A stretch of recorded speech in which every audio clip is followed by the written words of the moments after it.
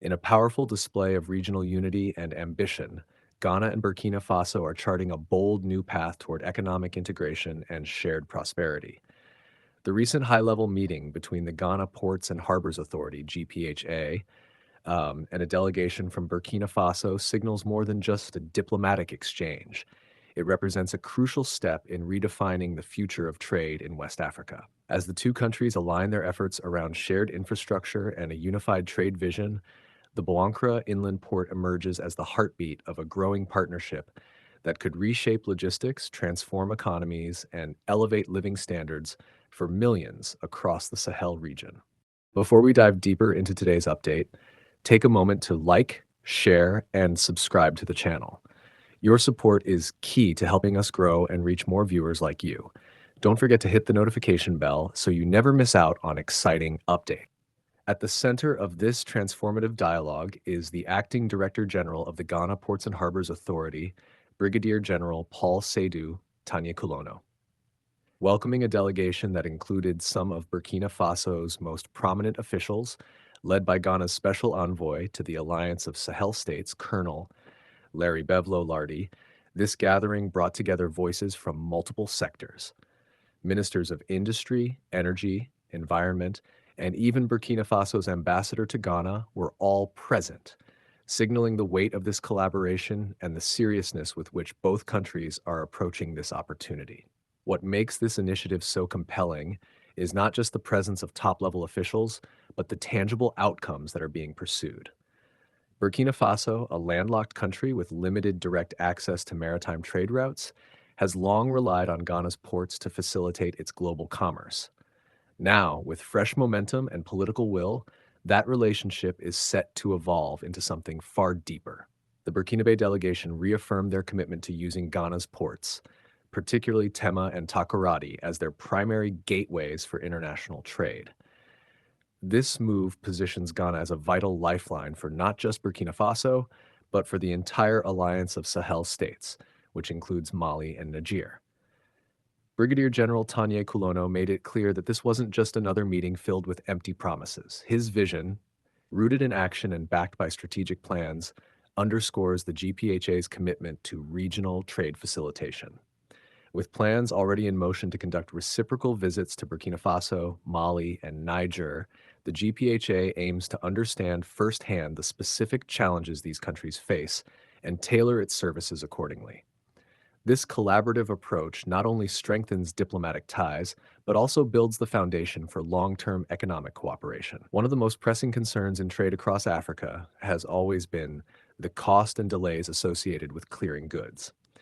Brigadier General Tanye-Kulono tackled this issue head-on by highlighting ongoing efforts to implement a 24-hour operational system within the clearance chain.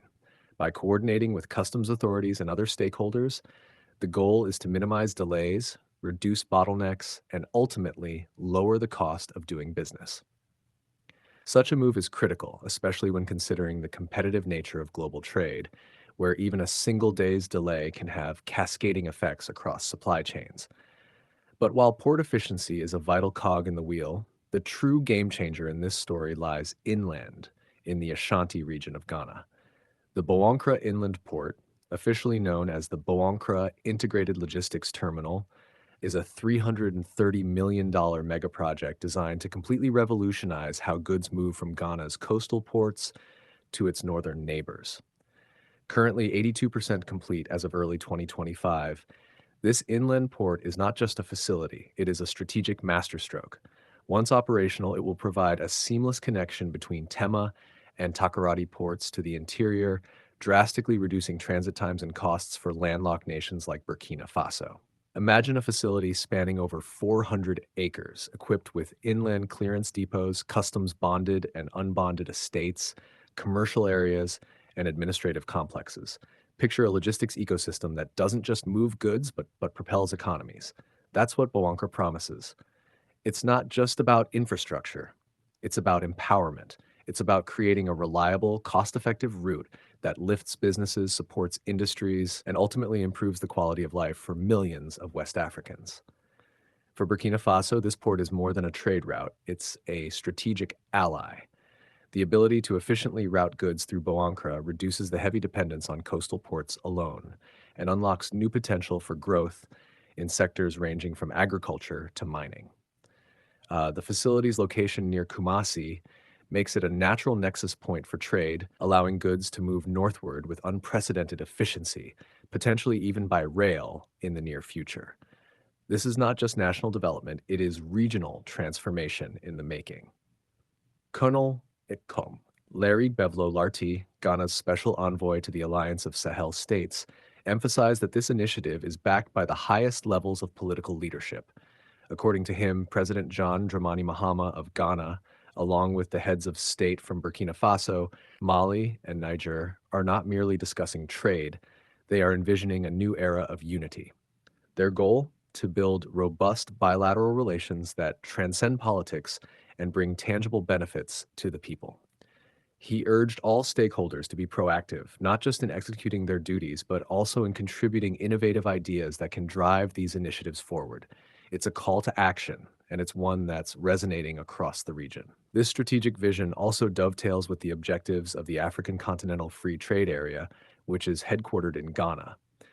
As one of the most ambitious economic projects on the continent, AFCFTA seeks to create a single market for goods and services, facilitating movement and economic integration across Africa.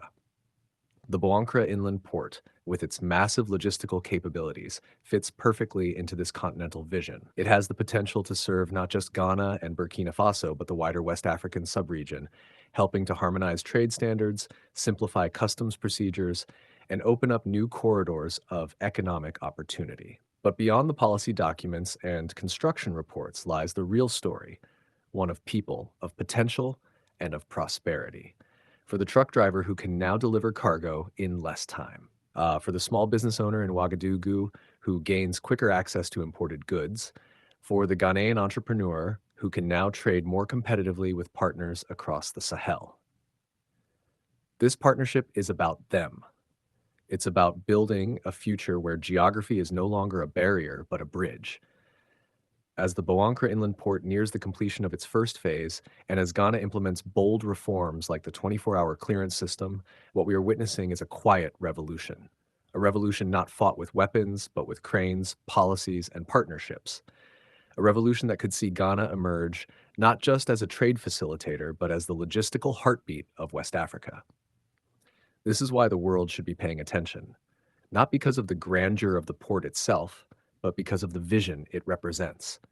A vision of an Africa that is interconnected. If today is your first time watching this channel or you are returning to this channel for the exciting content, please subscribe to the channel for more educative and developmental projects across Ghana and Africa as a whole. Do you want to know about the state of a project in Africa? Then make sure to like and comment the name of the project you would like us to talk about and its current state.